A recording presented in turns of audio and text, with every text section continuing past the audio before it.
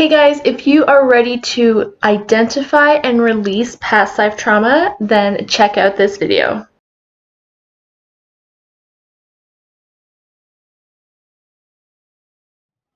Hey guys, what's up? If you are ready to learn how to identify and then release any past life trauma on your own, then you are in the right place.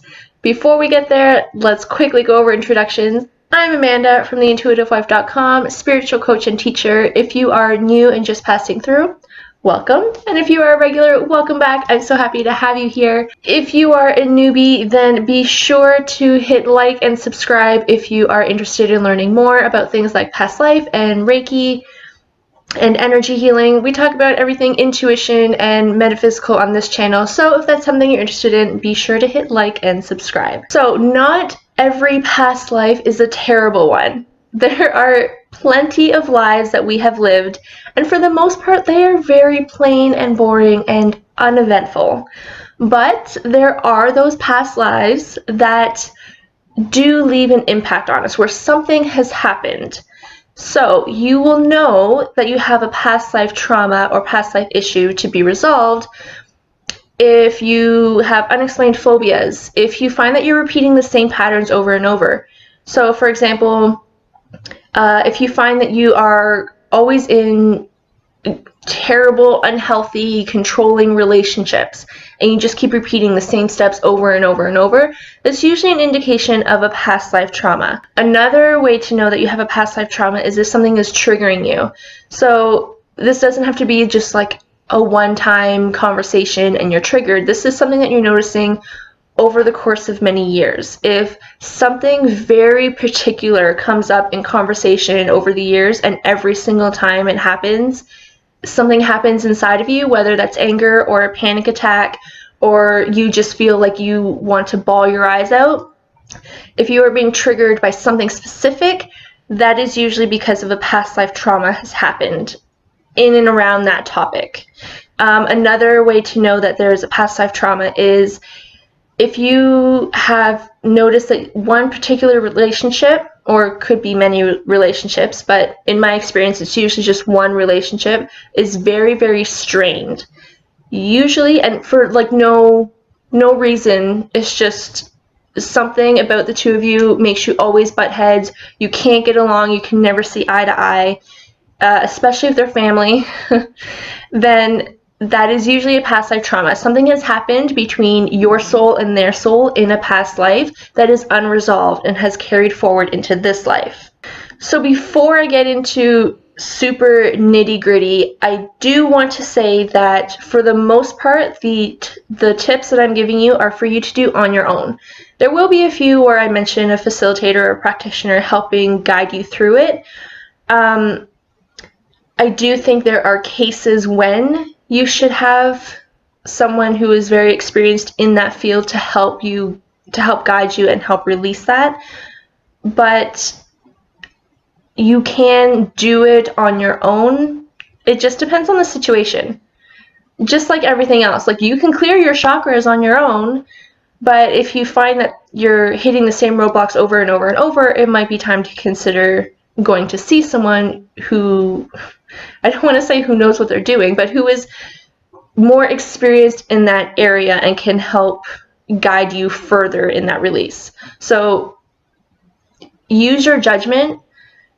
Don't just dive right into the big bad dark stuff on your own if you're feeling unprepared. There are a few ways that you can identify a past life trauma. The first way is through Akashic records. You can do this through either seeing someone who does an Akashic reading, or you can go and dive into your own Akashic records. If you want to do it on your own, there are tons and tons of videos on YouTube that will help guide you through that. It could be a very specific meditation, or it could be just going into your Akashic records and meeting your guide, etc. If you've never done it, then I highly suggest starting with something very basic, such as going into your Akashic records and meeting your guide. Don't jump off the deep end and just all of a sudden Akashic record, past life healing trauma. Like, baby steps, okay? If you've lived with it for the past 30, 40, 50 years, I'm pretty sure you can handle it for another 2 to 3 weeks. So don't jump right into it. Take it slow. So if you are someone who already meditates or is really good with visualization and taking time out for themselves, then I don't think you would have a problem going into your own Akashic records. But if you're not, then you might want to consider going to see someone who does Akashic record readings. That you can do that in person or find someone online, whatever works best for you. Number 2 was meditation. If you set the intention beforehand, and this applies to Akashic records as well, if you set the intention beforehand that you would like to go into your past life to find the root cause of whatever, of why you're constantly repeating this pattern, of why you're experiencing this phobia, then you are more likely to be successful. If you are just going into a meditation or just going into your Akashic records, not to say it's not going to be cool, but you're probably not going to come out with the result that you had hoped to go in with. So it's best to set an intention of what it is that you are trying to accomplish before you go into your meditation or Akashic records. And some people ask, not just for Akashic records meditation, but for everything that I'm about to list out. They say, well, how do I know that it's real? Well, if it wasn't real and it was just something you were imagining, don't you think you would come up with something way more exciting?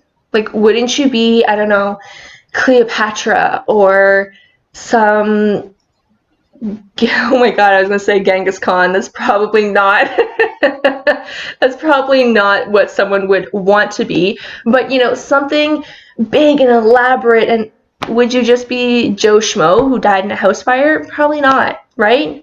You would create something way cooler than just a mundane life.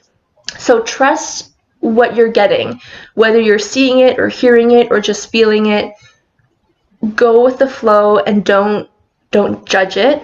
It is coming up for a reason.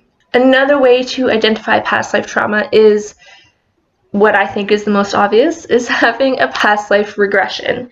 Just like the Akashic records, this is something you technically can do on your own by going to YouTube and just finding a nice gentle meditation that takes you into your past life. I personally have not found a past life meditation on YouTube that I really enjoyed and felt replaced a past life facilitator. I couldn't think of the word. So the reason I say that is because in my experience, both receiving and giving past life regressions, at the end of the past life experience, you are guided to talk to your past life self, to send and receive messages, to release the wounds, to heal what has been experienced, and to, when you come back into this life, to only take what is needed to help you move forward fully in this life, to let go of the other baggage. I haven't found, honestly, a meditation that does that. So if you are thinking that the cause of your past life, if you are thinking that the cause of your current life trauma or phobia is something a little bit bigger or deeper, then I would highly suggest going to a facilitator to do it, because they are trained in actually walking you through it and helping you to release things, and then helping you in your current life by, you know, giving you advice on what they think you should do to help continue to release things.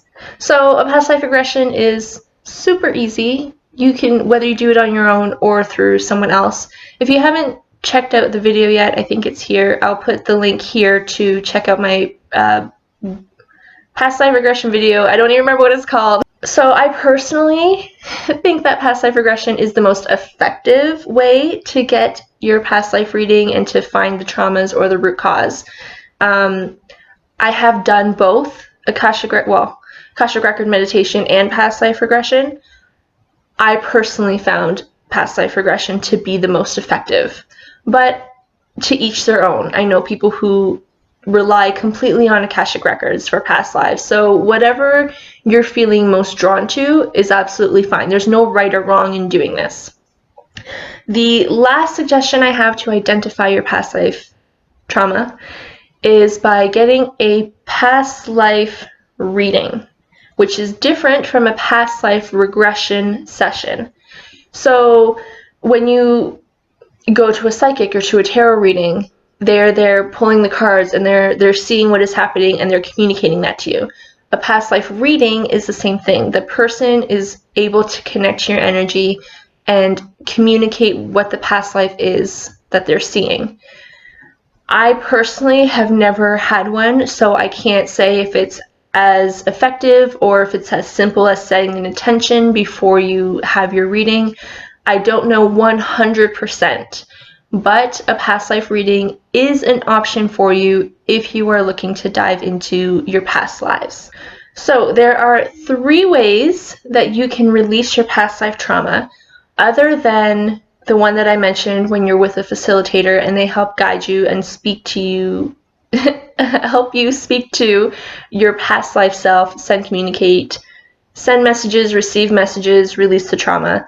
Outside of that, these are the 3 additional suggestions that I have for you. So my first suggestion for you is Ho'oponopono, and it is a Hawaiian practice of reconciliation and forgiveness.